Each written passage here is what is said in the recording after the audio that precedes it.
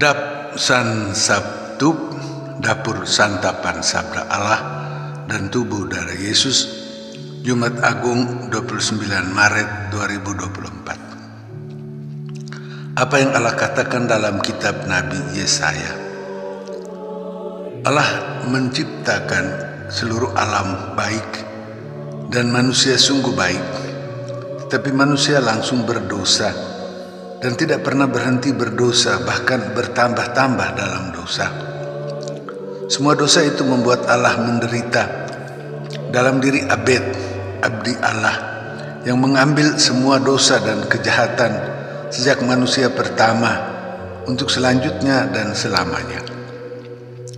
Semua itu hamba Allah pikul, dan untuk menebus semua dosa itu hamba Allah harus menderita, hancur seluruh badan dan hatinya sampai mati.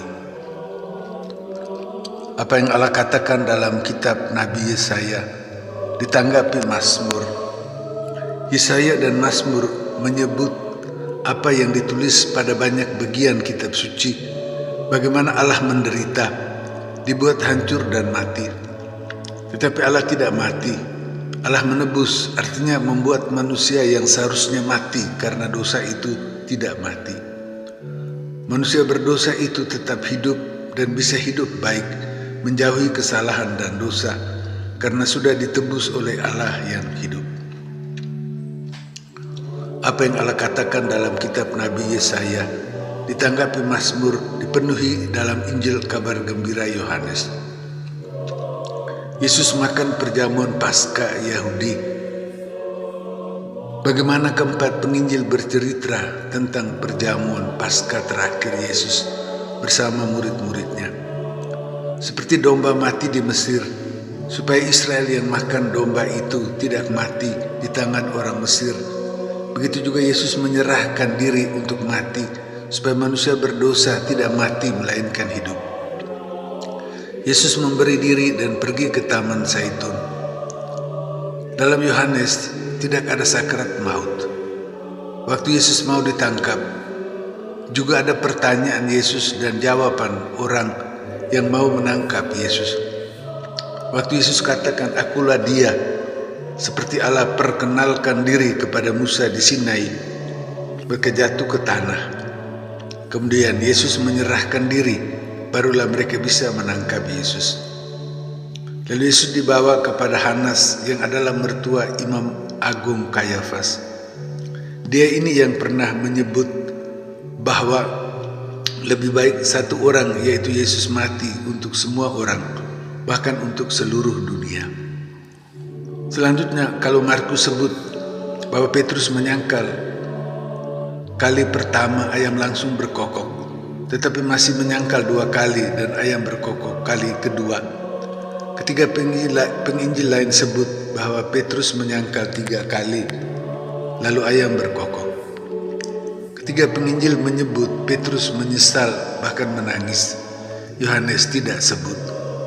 Yang khusus pada Yohanes adalah Yesus menjawab kepada orang yang menampar Yesus di muka Imam Agung. Karena Yesus menjawab bahwa jangan tanya Yesus tentang ajaran Yesus, tetapi tanya para pendengar. Sanhedrin, yaitu pengadilan agama tertinggi, membawa Yesus kepada Pilatus, seorang wakil pemerintah Roma. Pilatus terus menunjukkan bahwa dia tidak menemukan kesalahan pada Yesus. Tetapi orang-orang Yahudi menjawab bahwa Pilatus harus menjatuhkan hukuman mati untuk Yesus dan lepaskan Barabas pendosa itu. Pilatus tanya Yesus, entah Yesus raja, dan Yesus tanya apakah Pilatus tanya itu dari dirinya sendiri atau dari orang lain. Yesus tegaskan bahwa kerajaan Yesus bukan dari dunia ini, dan Yesus membawa kebenaran. Pilatus berhenti dengan tanya, apa itu kebenaran? Kebenaran adalah semua yang Yesus ajarkan tentang Allah. Dalam Yohanes, Yesus duduk di kursi pengadilan untuk mengadili Pilatus dan seluruh dunia. Tetapi atas teriakan orang Yahudi, Pilatus menyerahkan Yesus untuk disalibkan. Dalam Yohanes, Yesus sendiri memikul salib ke Golgota Kalvari tanpa dibantu Simon dari Kirene.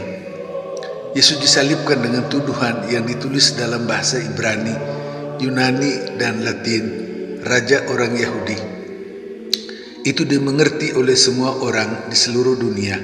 Artinya seluruh dunia ditebus oleh Yesus. Hanya dalam Yohanes yang setia mengikuti Yesus adalah beberapa perempuan, ibu Yesus tanpa nama, Maria, dan murid yang Yesus kasihi. Yesus serahkan ibunya kepada murid yang Yesus kasihi dan menyerahkan murid yang dikasihi kepada ibunya. Selanjutnya dalam seluruh penderitaannya, Yesus memenuhi kitab suci dengan minum cuka lalu berkata, "Sudah selesai." Dengan itu Yesus menyerahkan rohnya. Waktu diturunkan dari salib, kaki Yesus tidak dipatahkan, hanya kaki kedua penjahat itu. Akhirnya Yosef dari Arimatea dan Nikodemus, keduanya murid Yesus tapi diam-diam, menguburkan Yesus dalam sebuah kubur baru.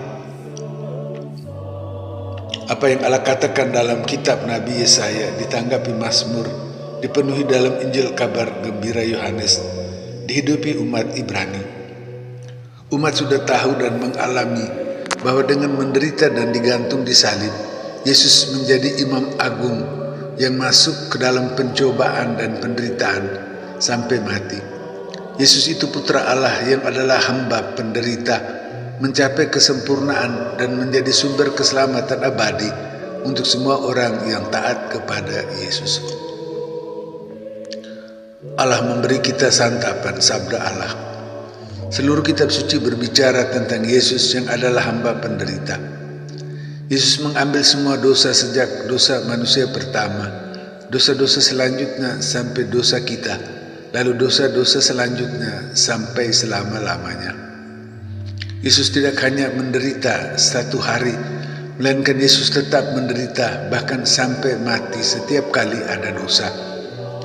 Dengan menderita sampai mati menebus, yaitu ganti kita, Yesus minta supaya kita tidak terus berdosa lagi. Yesus mengharapkan dan meminta supaya bersama Yesus kita menebus dan menyelamatkan diri kita sendiri, semua manusia bahkan seluruh alam semesta yang berdosa. Hari ini doa umat dibawakan oleh imam. Ada 10 doa umat untuk semua orang sejak Allah menciptakan langit dan bumi, dilanjutkan sampai kita untuk seterusnya dan selamanya. Kita menyembah dan mencium salib, mencium Yesus di salib, yang mati ganti kita orang berdosa, yang seharusnya mati karena dosa kita. Yesus memberi santapan tubuh darah Yesus sendiri. Allah dalam hamba penderita itu memberikan seluruh diri mati supaya kita hidup. Pada hari Jumat Agung kita tidak merayakan bagaimana Yesus memberi roti tubuh Yesus dan anggur darah Yesus. Pada hari ini Yesus memberi diri dengan menderita sampai mati. Kita menerima Yesus yang sudah dikonsekrasi pada hari Kamis Putih.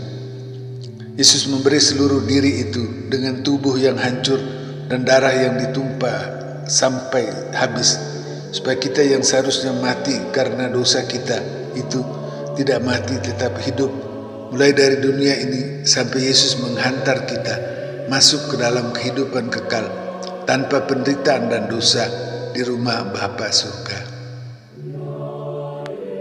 Umat Allah dalam Kristus demikian.